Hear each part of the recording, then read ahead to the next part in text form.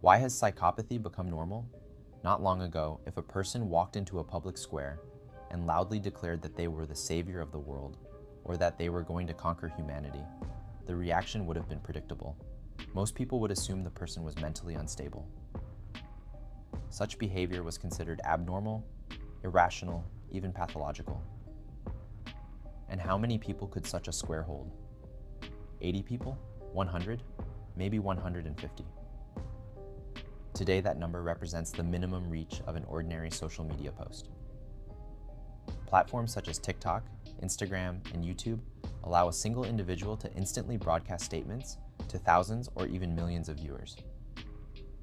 A post with 1,000 views is effectively 2 small concert halls filled with spectators. Many local theaters struggle to attract that number of people. The same can sometimes be said about traditional institutions such as churches, mosques, or synagogues. In this new environment, something interesting happens. The stranger the behavior, the greater the reach. The more outrageous the claim, the more attention it attracts. What once looked like madness can now look like strategy. This transformation is largely driven by the logic of the attention economy. Modern social media platforms rely heavily on algorithms that prioritize engagement. Their primary goal is simple: keep users inside the platform as long as possible. Attention equals revenue. To achieve this, algorithms favor content that triggers strong reactions: curiosity, shock, anger, fascination, or laughter. Ordinary behavior rarely performs well in such systems. Predictable content does not hold attention. Extraordinary content does. Creators quickly learn this rule. Those who understand algorithmic incentives begin to shape their behavior accordingly. If extreme statements generate views, extreme statements multiply. If absurd performances generate comments, absurd performances escalate. The feedback loop becomes powerful. Audience curiosity produces clicks. Clicks train the algorithm. The algorithm promotes similar content. Creators adapt further. Over time, the spectacle intensifies. What was shocking yesterday becomes ordinary today. What was once extreme becomes normal. To maintain visibility, content creators must constantly increase the level of novelty, exaggeration, and provocation. This process resembles psychological desensitization. The more people are exposed to extreme stimuli, the less intense those stimuli feel. The threshold of surprise rises.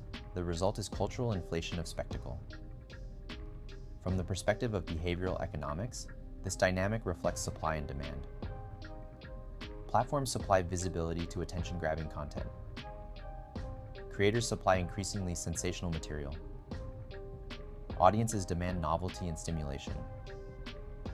The cycle reinforces itself. Psychologically, this environment also rewards traits associated with narcissism or performative dominance. Loud confidence, exaggerated certainty, dramatic storytelling, and emotional provocation outperform careful nuance.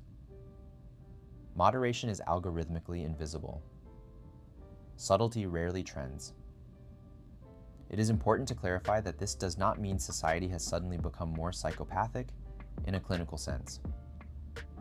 Clinical psychopathy remains a serious psychological condition described in psychiatric literature. What has changed is the reward structure. Behaviors that previously appeared socially inappropriate can now become economically advantageous if they attract attention. The system amplifies performance. Even institutions have adapted to this logic. Some large religious organizations, particularly megachurches, now design sermons in ways similar to online content. Speeches are edited into short, emotionally intense clips optimized for sharing. Preachers may resemble charismatic influencers. The boundary between spiritual leadership, entertainment, and digital branding becomes blurred. The same phenomenon appears in politics, media commentary, and public discourse. Provocation travels faster than reflection. The algorithm does not evaluate truth, depth, or wisdom. It measures engagement. This does not mean the audience is passive. Every like, share, comment, and watch contributes to the reinforcement loop. Spectacle survives because it is consumed.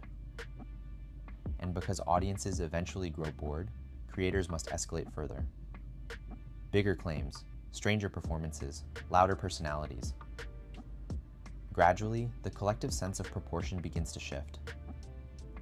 What once seemed absurd becomes familiar. What once seemed pathological becomes normalized performance. The system does not require people to be insane. It simply rewards behavior that looks that way.